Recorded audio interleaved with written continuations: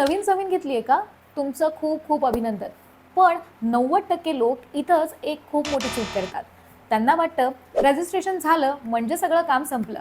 पण या 3 गोष्टी जर तुम्ही नाही केल्या तर तुम्हाला भविष्यात खूप मोठा प्रॉब्लेम येऊ शकतो.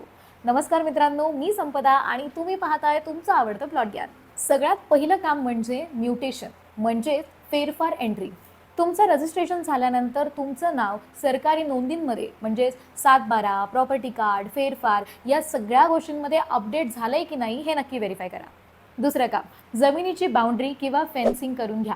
यामुळे अतिक्रमण होण्याची शक्यता खूप कमी होते आणि तुमची मालमत्ता ही सुरक्षित राहते. आणि आता तिसरं आणि सगळ्यात महत्त्वाचं काम म्हणजे सगळे ओरिजिनल डॉक्युमेंट्स व्यवस्थित ठेवा. Sale deed, registration receipt, tax receipt आणि इतर सगळे ओरिजिनल डॉक्युमेंट्स हे हार्ड कॉपी आणि सॉफ्ट कॉपी या दोन्ही फॉर्मॅटमध्ये तुमच्याकडे जपून ठेवा.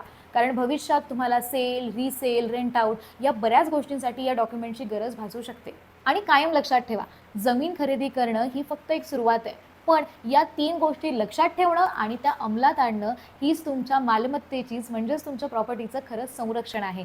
तर मग मित्रांनो, तुम्हाला आपला आजचा व्हिडिओ कसा वाटला हे आम्हाला कमेंटमध्ये नक्की सांगा. व्हिडिओ आवडला असेल तर व्हिडिओला लाईक करा, शेअर करा आणि अशाच नवनवीन आणि इंटरेस्टिंग व्हिडिओसाठी आत्ता सबस्क्राईब करा प्लॉट ज्ञान.